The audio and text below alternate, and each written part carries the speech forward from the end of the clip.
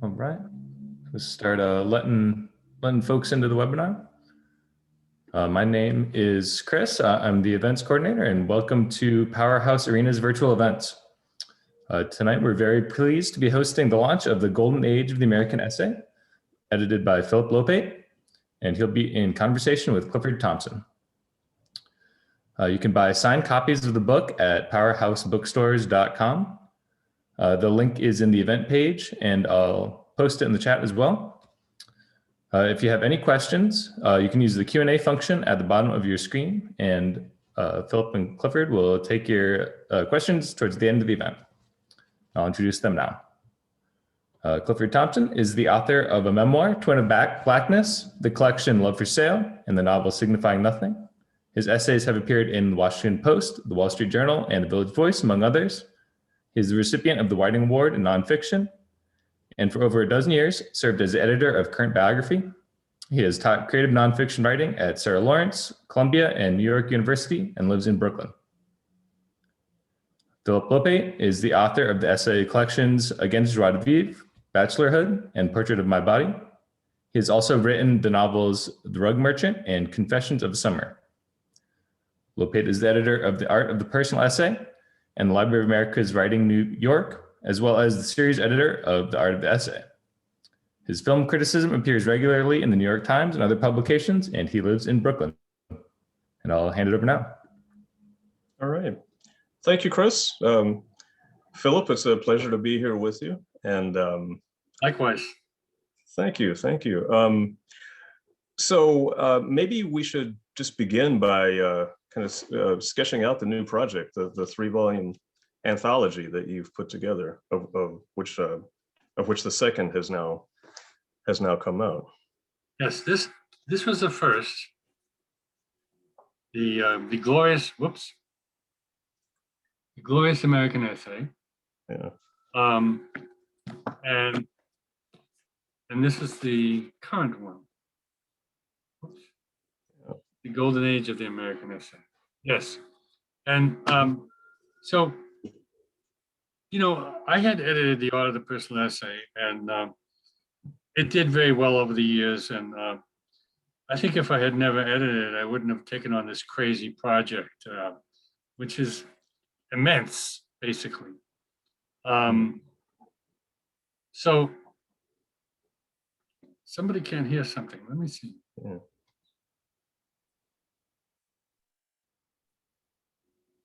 Is that a problem for other people? Can people hear? Cliff, can you see? Chris, can you see there's a Powerhouse Arena with a mark that says, oh, she can't hear. Okay. All Okay. Right. Everybody can hear. Okay. Okay. Very this good. one person can't hear. Great. Thank you, Okay. Mark. Anyway, so over the years, publishers have asked me to update The Art of the Personal Essay, and I didn't want to do that. I liked the way it was. But about 4 or 5 years ago, I got this idea that I would like to do an anthology of American essays. And I think the reason is that I was so interested in American history. And I saw a chance to do an anthology that would be both a reflection of the changes in the American essay, as well as something that would track American history. Because essayists are always talking about their own times. So, you know, they're always reflecting the times they're in. So I set about, I got a contract to do that. And I thought it was only going to be in 1 volume. But I read and I saw so much good material. And in the end, I had about 3,000 pages of possible inclusions. In fact, I took it on the subway in a kind of shopping basket because I couldn't carry it, you know. I wheeled it into my editor's office. You know, after some encouraging words, she basically said, "This will not do, you know. We can't go beyond 900 pages." So I had all of this overflow of stuff that I wanted to include. And she said, well, we could maybe add one or two more volumes. So there would be a volume set. Well, this was an exciting possibility. And especially because I had so many ideas about this one period, which I'm calling the Golden Age of American Essay, 1945 to 1970, which was basically the post-war era. A lot of these essays were originally planned to go into the first volume, but I ran out of pages. Mm-hmm. So I got a chance to do this whole Golden Age of the American Essay, Volume 2. And Volume 3, which is going to be dedicated to the contemporary American essay, the 21st century essay, will come out in August. Mm-hmm. And at that point, I think people will have a better idea of the whole parameters of the project and my thinking about American essays. Mm-hmm. Mm-hmm. So the first volume, The Glorious American Essay, is a kind of sort of spans the centuries, right? I mean, there are things that go back to the very beginning of America, and you've gone on to, I think the last one is by Zadie Smith, if I'm recalling correctly, right? So it's Yes. kind of an overview. The first one is the whole arc of the American essay. In fact, it begins before America was a country. It begins in the colonial times with Cotton Mather and Jonathan Edwards, two Puritan preachers who happen to be really good writers. Mm-hmm, mm-hmm, mm-hmm. So I was interested in, you say in your introduction to the Golden Age of the American Essay, the second volume, you write, there are certain historical periods when the essay suddenly comes to the fore and is popular and talked about and relevant before sinking back into a more typical commercially wan state. And then near the close of the introduction, you write, as it happens, we are again going through a thriving period for the essay. So I'm wondering what your thoughts are about why we're in a period when the essay is popular again, which is kind of another way of asking, what makes this a particularly good time to publish an anthology like this? Well, the essay is the Rodney Dangerfield of genres. It doesn't get much respect. There are very few young men and women who think of becoming writers who think, when they're 14 or 15 years old, saying, I want to grow up and be an essayist. Yeah. They mostly think I want to be a novelist or I want to be a poet, right? Or baseball player. Yeah. Yeah. Or I wanted to be Sandy Koufax. I wanted to be a baseball player. Right. But as you can see, my shoulders didn't grow far enough. Ended up being a writer. So baseball's lost. Anyway, so the essay sort of is an enduring form. It's been around for very, very long, from the classical Greek and Roman times. So in a way, it's like a cockroach. You can't stamp it out. Now, I do think that there are certain periods when people are drawn to the essay, and when the public is drawn to the essay, and they're usually confusing times when a lot is going on, and there needs to be some articulate response to these times. Like, for instance, the present is I think, a period of great uncertainty, and it's also a period when experts have been devalued. So people are looking for human voices, you could say, voices voices that can process their own ambivalence, their own honesty, their own confusion, that readers can relate to. Yeah. So I think essentially the essay is a form that emerges and gets submerged. during the period of 1945, you had a lot of public intellectuals. You had a lot of people explaining to the public what was going on. You had a lot of great magazines that would publish these public intellectuals. And I think in a funny way, they did such a good job that they made the next generation redundant. You had these great, great voices like James Baldwin and Susan Sontag and Edmund Wilson and Lionel Trilling and Mary McCarthy, on and on. They're all commenting and to some degree pontificating. Now, my generation, which came after, which I'm calling the generation of the 60s, because that's when I went to college. I think to some degree, even though we were highly political, we were a little bit more humble. We didn't really think that we had the right to pontificate so much, If anything, the one thing we believed in was our own personal experience. And so the essay morphed into the personal essay, you might say. Because we knew we could report on that, Right. But we didn't really want to. We didn't really feel comfortable telling everybody what they should think. Right. Well, that brings it back to that post-war era. So the current volume, The Golden Age of the American Essay, covers the years 1945 to 1970. And in your introduction to it, you make what I found an interesting connection between the rise of liberalism as it came to be defined after the war and the essay. I was wondering if you could say a little bit about that. Well, this period of the post-war era was one in which Lionel Trilling said there was a kind of liberal consensus. Basically, the Marxist left had kind of self-destructed, you might say, and so progressives were divided between the communists and the anti-communists, and of course, in the 30s there were a lot of wars, intellectual wars between these two groups.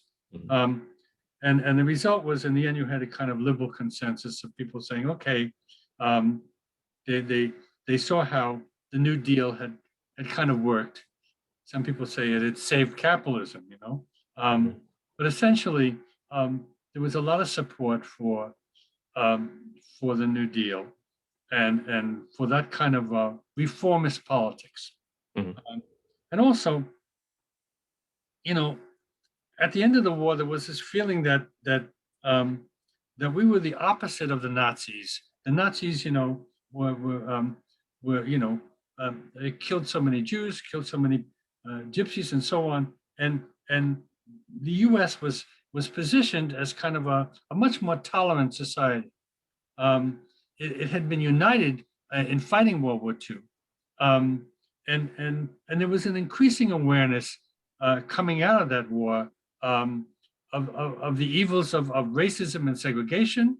There were lots of narratives that were pointing out the wrongs of racial prejudice, the wrongs of anti-Semitism, and so there was this general feeling that this was the time to heal things, and to accept people, everybody as one family. There was that photography show, The Family of Man, and that was kind of the ideology that was reigning for a while. So liberalism at this point, I think, was essentially a kind of mainstream, moderate, middle of the road ideology. It did not want to bring about a revolution, and it was tolerant and skeptical, you might say. Now, in a funny way, that's also been the ideology of the essay.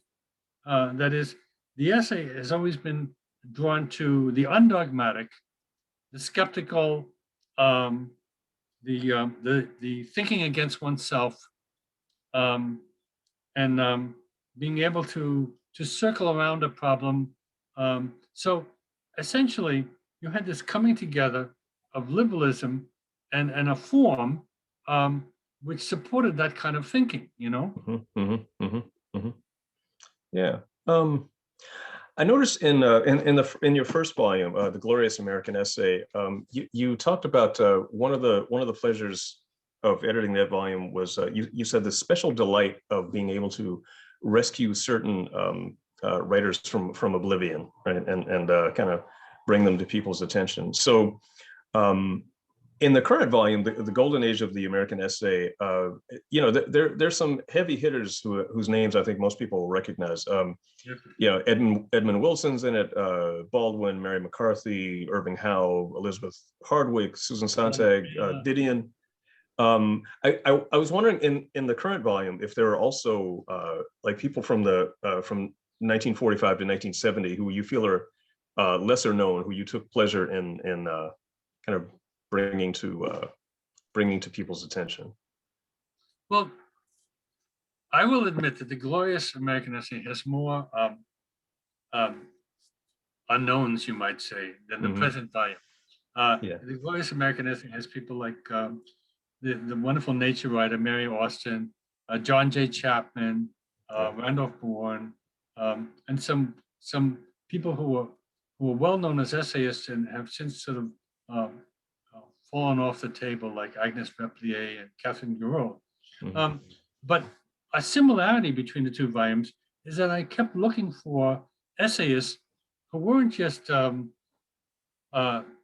writers, belles lettres, but people in every discipline, because it seemed to me that every discipline should have had and probably did have wonderful prose stylists. So, for instance, in this second volume, I put in an essay by George F. Kennan, who was a kind of political wonk, a diplomat, and so on, called "The Sources of Soviet Conflict."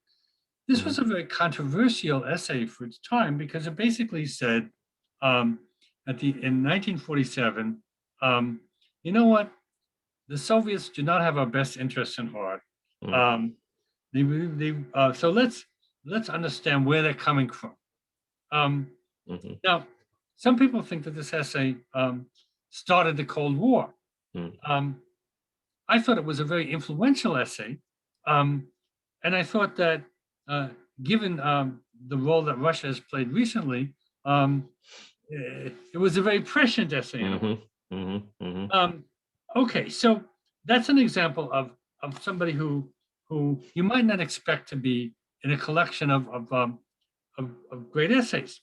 I put in the theologian Reinhold Niebuhr, who wrote an essay called "Humor and Faith," in which he questioned why wasn't there more humor in religion. In the first volume, I had put in Paul Tillich, another theologian, because I thought that this period was a very interesting time for Christianity in terms of its intellectual reframing, you might say. So I also looked for Lauren Isley, who's one of my favorite science writers, and he's in both anthologies actually. So he's just a great writer, and there were very influential essays that weren't necessarily literary essays, like Richard Hofstadter wrote this essay called "The Paranoid Style in American Politics." It's been quoted a zillion times, and of course, during the Trump era, again and again it was cited because paranoia does not seem to have left American shores. So essentially, I was trying to expand the notion of what a good essay was by looking outside of literature, looking in other disciplines. And the other thing I did was I looked for not just essays that called themselves essays, but speeches, letters, sermons, tracts, So, for instance, in the golden age of the American essay, I have Martin Luther King's letter from a Birmingham jail. In the first volume, I put in Martin Luther King's essay, not essay, but speech about the Vietnam War. Martin Luther King, turned out to be a wonderful writer. Yes. Yeah. Fantastic writer, Mm-hmm.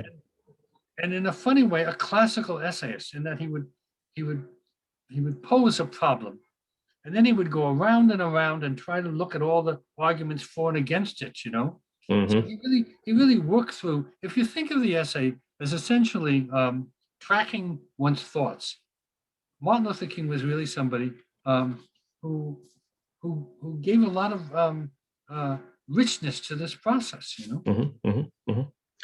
Mm-hmm.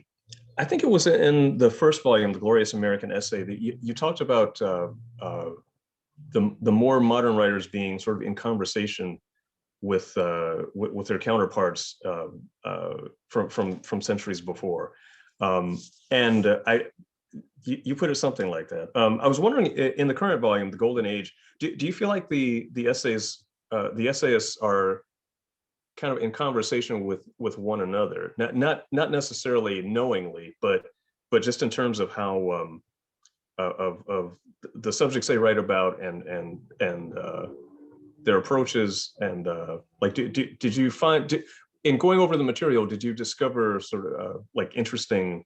Yes. Yeah. Uh-huh. Uh-huh. Yes. I mean, first of all, the literary and intellectual world in this period was fairly tight. Mm. Mm-hmm. So you had the New York intellectuals, who were a gabby quarreling group, Yeah. who were always sort of taking pot shots at each other, Mm-hmm. And they were very consciously talking to each other as well as talking to a public, and often undercutting each other, undermining each other. But the upside of that is that they took their ideas seriously enough that they thought that they should be tested in public. Mm-hmm. I would say nowadays, maybe you disagree, Cliff, but I would say nowadays that the younger essayists coming up do not take pot shots at each other. Mm. Basically, support each other, write letters of recommendation for each other, write blues for each other. They don't quarrel with each other in public about their ideas. Mm. So perhaps they don't take their ideas quite as seriously. I don't know. There are some exceptions. I'm thinking of there was a kind of a public feud between Cornel West and Michael Eric Dyson, for example. Stanley Crouch, who passed away in last September, I think it was known to he would actually get into physical fights with people over ideas. So I agree with you. I think it's probably more the exception than the rule, but there are those, especially among Black intellectuals. There was this period of where they were really sort of redefining their field in a way. Mm-hmm, mm-hmm, mm-hmm. Now, in terms of your question, I think that there are three kinds of conversations going on. One is a conversation between the writer and the reader, because the essay is a very conversational form. Mm-hmm. So, and so that's one form, and then there's the conversation in one's own brain between different points of view. You're always arguing back and forth, and so there is that kind of divided self conversation. Right. Mm-hmm. And then the third, I think, is a conversation with one's ancestors. Mm-hmm. And I think that if you take a writer like Mary McCarthy, who had a good Catholic education, and took Latin and so on, she was quite aware of the essay tradition coming down from Montaigne to Hazlitt, Lamb, Virginia Woolf, George Orwell, and so on. Mm-hmm. So a lot of these writers were very aware of this kind of this kind of tradition, and they were happy to add on to it. Yeah. I want to ask you a question about just process for a second. So you published The Art of the Personal Essay in the mid-90s, 1994, around there? I think so, yes. 94, which is a very influential book. I personally have had students read that introduction just because I think it's such an illuminating piece of writing about the personal essay. So, but in a way, I mean, this current project is, even though The Art of the Personal Essay kind of stretched back to the classical era, and the current project goes back to the beginnings of America, before it was America. In a way, I mean, this project includes more essays and also opens up the forum to forms beyond the personal essay. So, but I'm wondering if there are things that you, in the experience of editing The Art of the Personal Essay, that kind of informed your approach to this project, or like things that you, like, were there things in the 90s that experiences that you had, and where you said to yourself, I'm never doing that again. Next time, if I ever do this again, I'm gonna do something different, or like. Well, what happened essentially was that I began to see the essay in a different light. I had roped off this area of personal essays, which really fascinated me. Yeah. But then in my own writing, I was writing a lot of criticism as well as personal essays, and I began to see criticism as an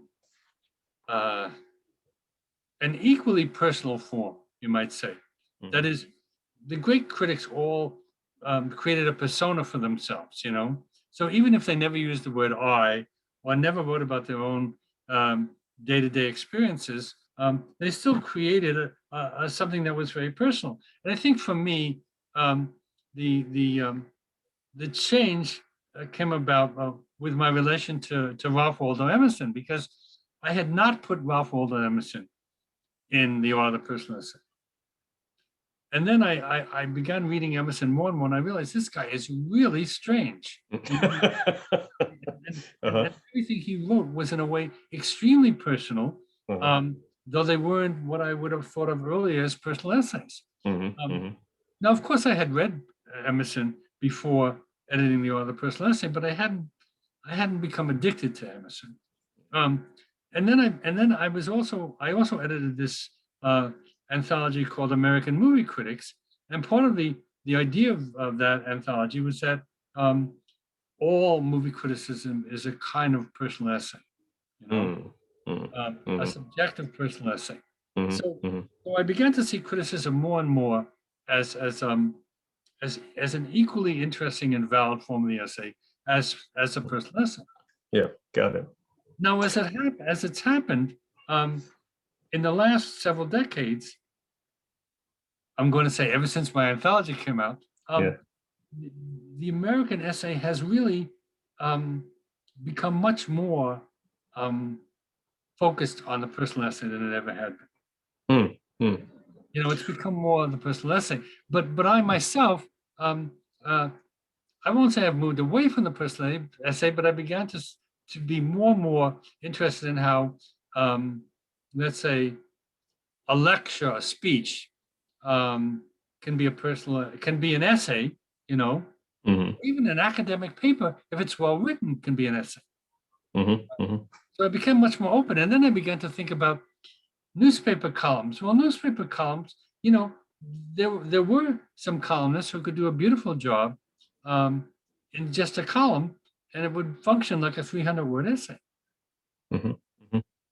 Well, so on the subject of kind of your personal take, or your personal response to essays, I mean, I've known you a number of years now, but I'm not sure I know the answer to this question. Like, what was it, or when was it that the essay kind of really took hold of you? That you said, this is my form. This is what I want to do. Well, I started as a fiction writer, and just to digress, I could say that a lot of the great nonfiction, a lot of the great American writers of the last half century, I think were better at nonfiction than fiction. Mm. So people like Susan Sontag, who was really a great essayist in the mediocre novels. People would say that about Baldwin too, right? Baldwin, I think, was a much stronger essayist. Mm-hmm. Mm-hmm. Gore Vidal, Mary McCarthy, Joan Didion, and to some degree even Norman Mailer were stronger nonfiction writers than they were fiction writers. Mm-hmm. So I started out as a fiction writer, okay? And then I fell in among the poets of the New York school and started writing poetry, you know? And eventually I saw the essay as a way that I could unite these two forms, that is, the storytelling aspects of fiction and the associative aspects of poetry, you know? So it came about both because I'd started in fiction, moved to poetry, but it also came about because I started reading people like Hazlitt and Lamb and Montaigne and falling in love with them and thinking, what would it be like if I could combine these skills? Because I do think that good essays have a kind of storytelling arc. Mm-hmm. Mm-hmm. No, they go from one place to another, and they pull the reader through it, and so they have a kind of narrative. And if sometimes it's only the narrative of a meditation, you might say, but it's still a narrative. Mm-hmm. Do you feel like? I'm sorry. Go ahead. Go ahead. I was going to ask if you feel like there are things that the essay does that that the novel or the short story don't do as well. I think analysis is one of them. Most fiction writers, when they go to most young wannabe fiction writers, are taught show don't tell. So they like to do everything in scenes and dialogues. Well, of course, a lot of the great 20th century and 21st century writers were fairly essayistic. So you look at Proust and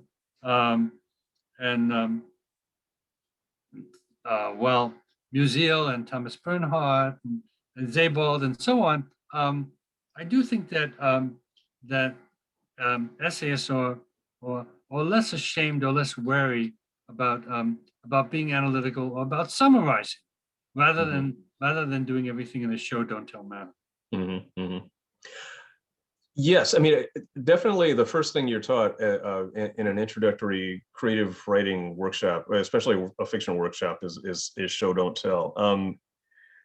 Speaking of just that learning process. I mean, like for people who dream about having their own work in an essay anthology, like what would you say? Like, what are common missteps, right? That aspiring essayists, if there are such things as aspiring essayists, what do they do?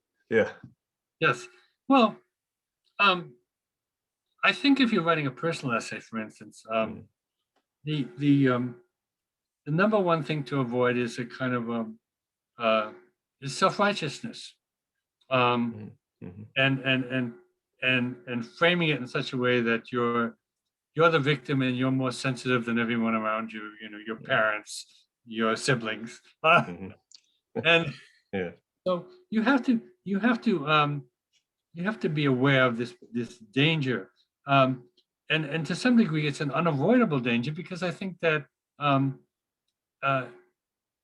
it's impossible to rid yourself of a certain amount of rationalizing, and self-defense. So you're aware going into it that you're going to be defending yourself a little, but don't stack the game too much, you might say. So that's one thing. Obviously, if you're writing about your own experience, the great danger is that you get into it and you can't find an end to it. Everything seems to be connected, when you start to write, and it's very hard to shape it. You have to really be attentive to, well, yes, all of this is to some degree relevant, but but we got to make a pot here. We got to make a good shape here, you know? Right. Yeah. So you know, the shaping instinct is very important, you know. So in spite of the fact that you may have lots and lots of thoughts about something, you know, there's this question of scale. Yeah. If you're writing something about let's say toothpaste, you know, you don't want it to go on for 50 pages, you know. Right. Yeah, it's fun. I often say to students, like, you know, personal essays are, or especially personal essays are based on life, but they're not life, right? So, and life is just full of unconnected stuff, but on the page, it has to all kind of connect up. Yes. I'm wondering for well, I have a question about the volumes as a whole, but I'm wondering if the answer kind of differs from volume to volume. Do you have like an ideal reader in mind when you're putting together an anthology like this, or this particular anthology? Well, you, Cliff, obviously.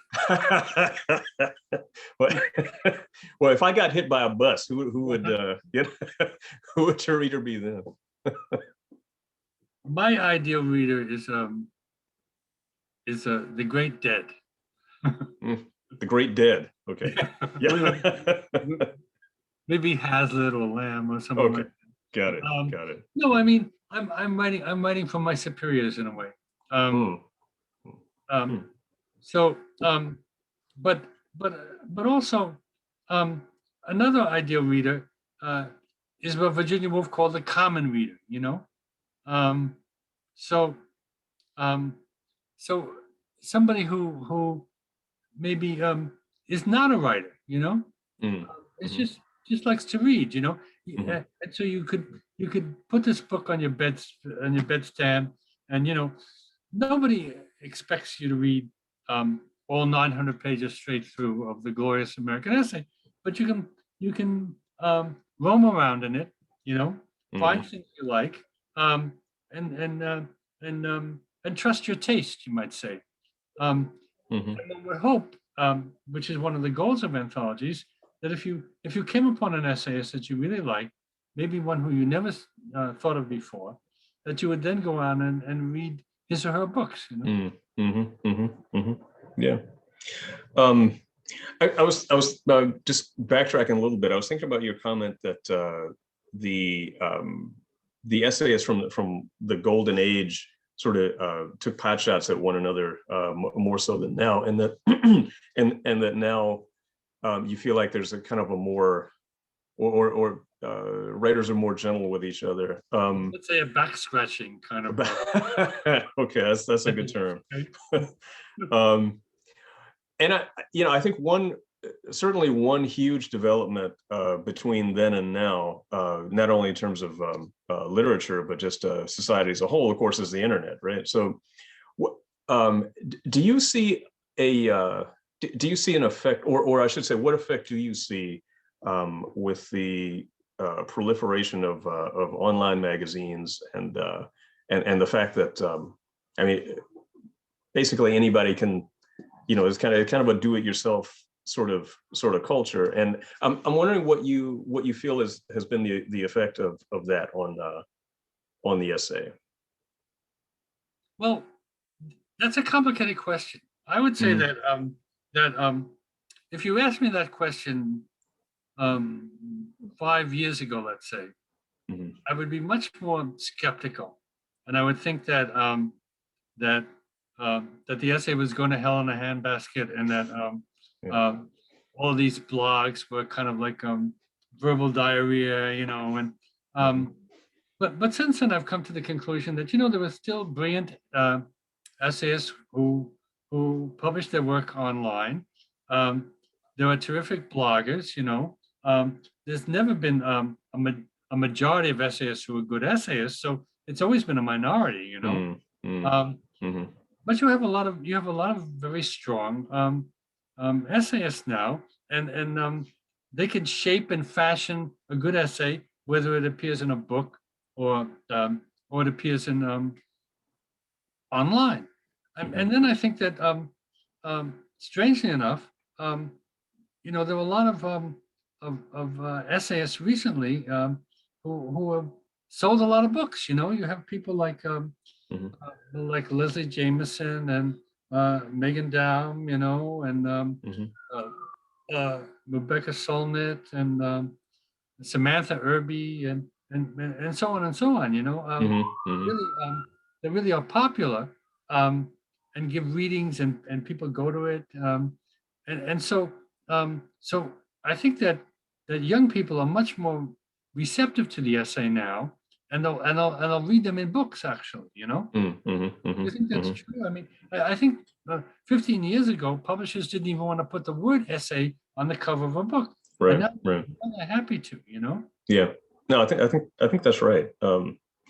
So, well, this might be a kind of a dangerous follow-up question, but are there trends you're less crazy about with regard to you've laid out kind of what the mistakes beginners make, but are there kind of trends among published essayists that you're not so crazy about?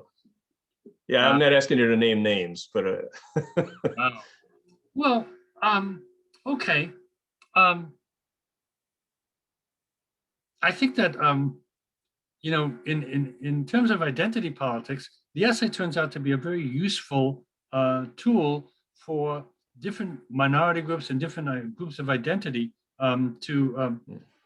to express and explore their identity. Mhm. When they do it with complexity, it's terrific, Mhm. and when they do it with polemical self-righteousness, it's not so terrific. Mhm. Mhm. Um, Mhm. so that's one thing. Yeah.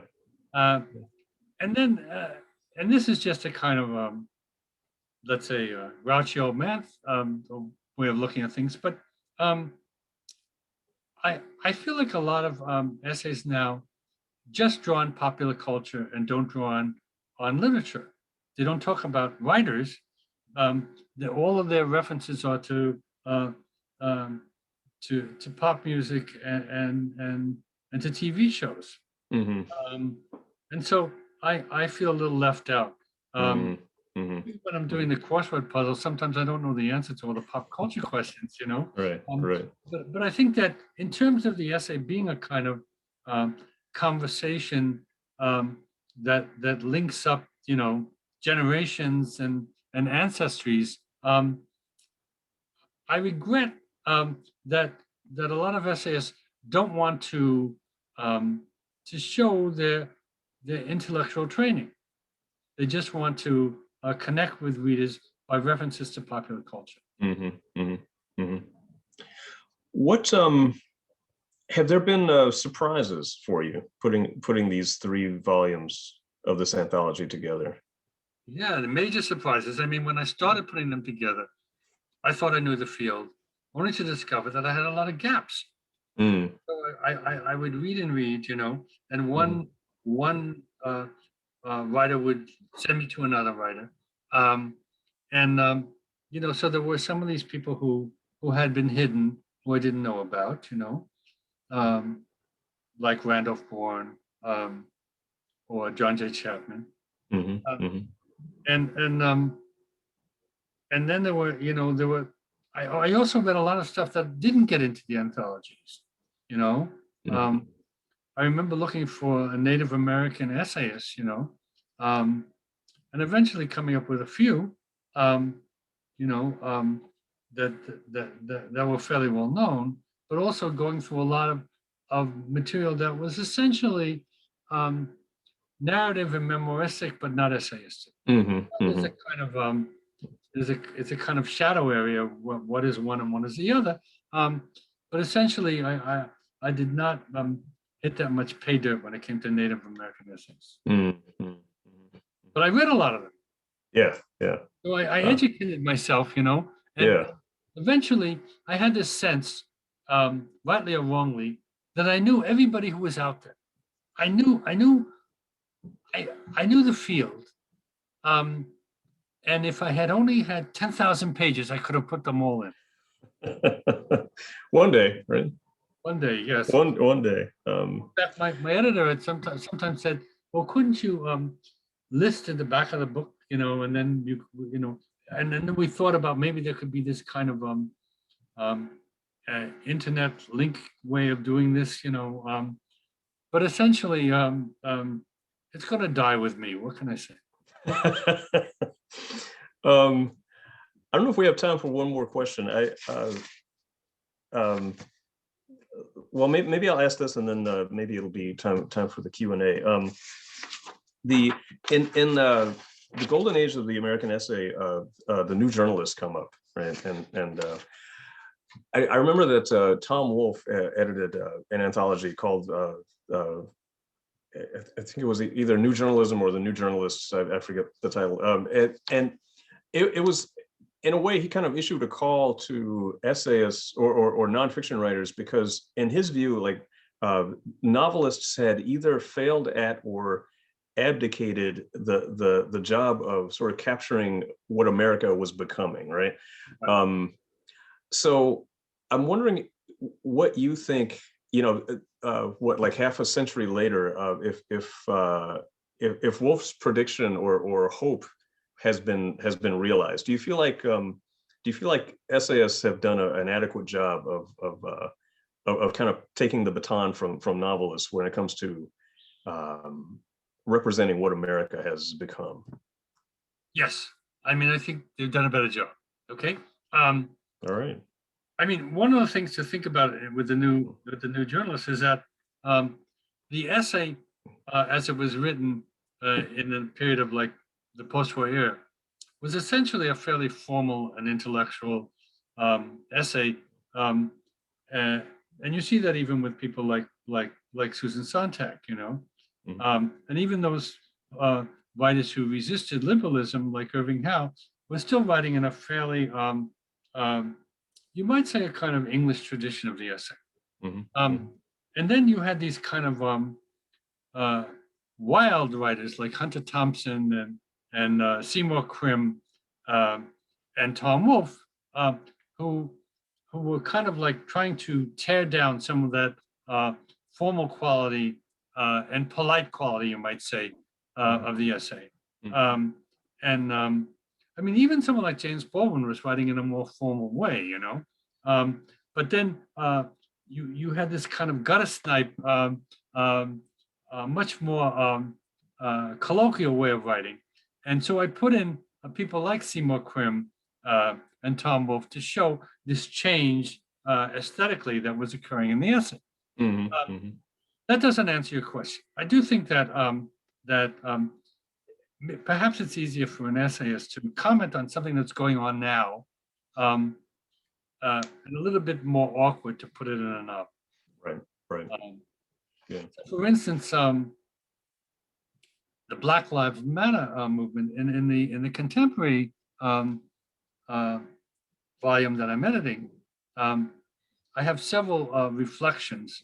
One by Dow Pinckney, one by Teju Cole, and one by you, Clifford. Right. All looking at this thing that was happening. And the same thing with the Me Too movement. So I do think that the novel, in a way, was caught in a kind of cul-de-sac. On the one hand, realism no longer seemed as validated, and then the other hand, the postmodern novel of kind of like meta reflections on reflections and reflections also seemed to kind of dead end. So in a way, it was very hard for the novel to figure out a way of getting through that conundrum, and the essay didn't have this problem. Got it. Right. Well, we may be at the point of taking questions. Taking questions. Yes. Yeah. So let's see now. How will this work? Well, Chris, are you there? Hello. Yes. Here, I'll go look at the Q&A section here. Let's see. First one. Questions? Heckling? First question is asking about the authors being from New York City. So what do you make of I think what they're getting at is what do you make of so many great essayists being New York based? Well, I think that the essay has always been a very urban form. From you go back to Samuel Johnson and Addison and Steele and so on, and it thrives. It thrives in the city, and it thrives in coffee houses and people talking to each other. So naturally, New York would play a part. But it's also I mean, I don't want to overstress that because there've been great essays from other regions, and in fact, you had all of these women essayists from the West, like Joan Didion and Pauline Kael and Susan Sontag and Mary McCarthy, who then came to New York to take their seat at the table, but also resented the insularity of New York writers. And then you had some wonderful Western essayists as well. And Southern, of course. Let's see. I have a question here from Naomi Falk. How do you think the recent splintering of the liberal consensus has influenced how essays converse with each other? That's a great question. I know Naomi. She was a student. Well, liberalism has become kind of a dirty word, very few politicians will refer to themselves as liberals, I think that what can I say? I think Biden is a liberal. He's a moderate. And I think that he pulled together a lot of splinters to win that election. So I think that that in spite of the fact that nobody wants to call himself or herself a liberal, there are many more liberals out there than we acknowledge. I may be one of them, in fact. I think everybody but politicians calls themselves liberals at this point. Let's see. Thank you, Emily. Other questions? Yeah, let's see. We got a few more. Get the right one. Let's see. Lauren Bitrick says, "Thank you so much for the anthology, and curious to hear when you wheeled out the big original manuscript to your publisher, what essays or essayists you had to cut that were difficult for you to leave out?"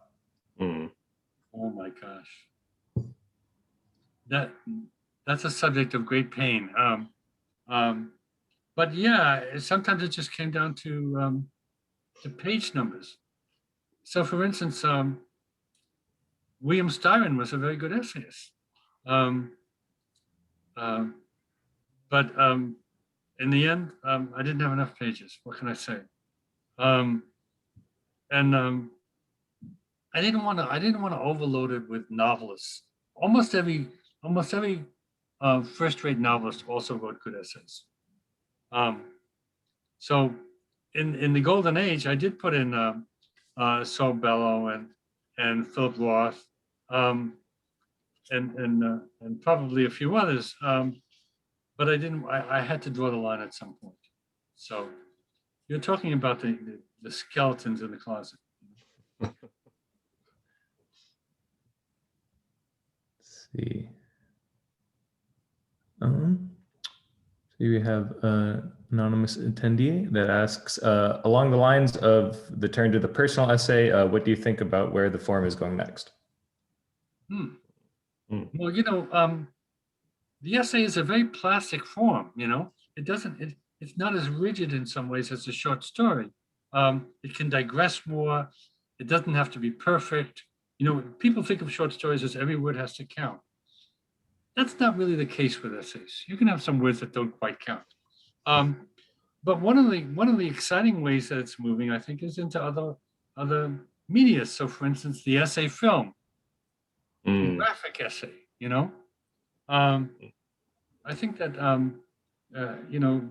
that essays are going to move into those other forms. And then, of course, there were lots of fiction writers who were were envious of the freedom of the essays, and so they're gonna have essayistic styles. You know, someone like David Foster Wallace, for instance. Mm-hmm. Mm-hmm. Okay, let's see. Emily Seibert says, Dr. Lopate, it is an honor to listen to you, and her students have been reading the first chapter from The Art of Personal Essay for years. And she asks, do you have any thoughts about too much I statements, so to speak, in the personal essay? And that yes, I'm not opposed to I think that you know, it's a subject that you probably know better than most subjects. So you may as well be writing about yourself, but you have to write about yourself with detachment. That's the whole problem. It isn't, there's nothing wrong with writing about oneself. It's writing narcissistically or myopically about oneself, you know, or expecting people to care more about you than they can, you know. You have to make yourself into a character, and so the I, you have to develop some sense of perspective on the I. But I think it's a perfectly good word, actually. Let's see. We have Sally Eckhoff says hello. Hello. Hi, Sally. Let's see. And then let's see. Oh, Emily here has another question about if you have any advice for someone trying to pull together their own collection of personal essays. Oh, that's a great question. Yes, I mean, my advice would be to try to get as many as you can published in little magazines or just around, you know, and then often agents and editors read those magazines, and that's how they will contact you. How did it happen with you, Cliff?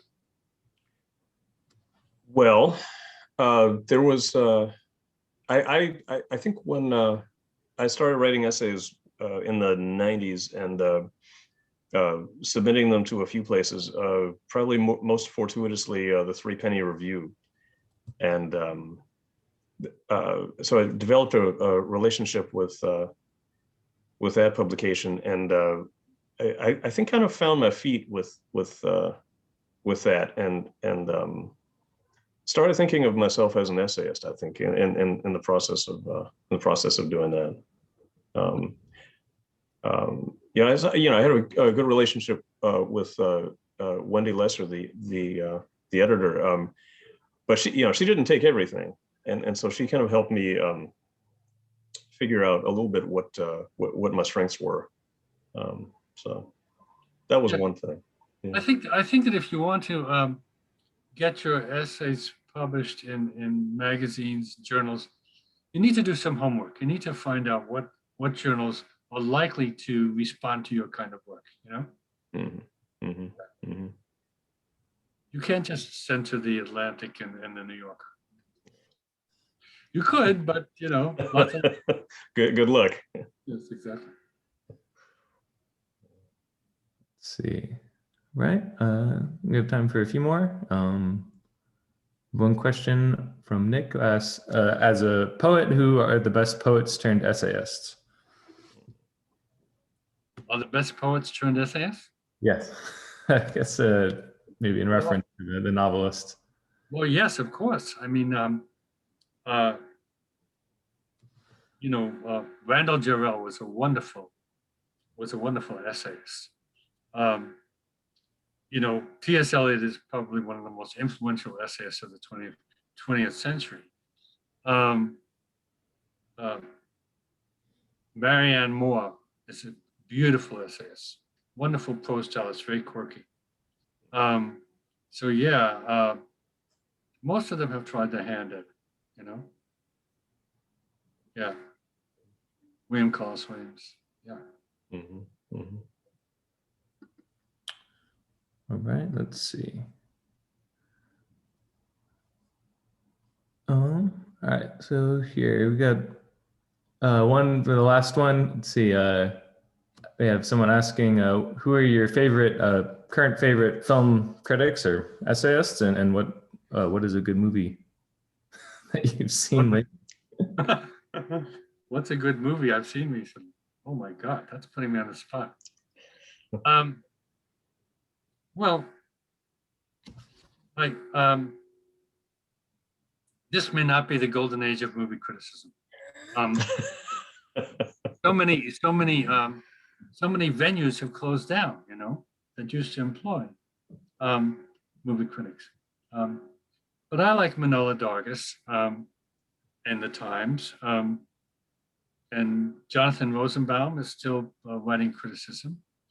Jim Hoberman, Jay Hoberman writes in the New York Times sometimes. Stuart Kloans until recently was writing in the Nation. Those are some of my favorites. I think great movies are still being made. I'm trying to think of some. I like this Korean director named Hong Sang-soo a lot. Oh, yes. Sort of the Eric Roma of South Korean cinema. Mhm.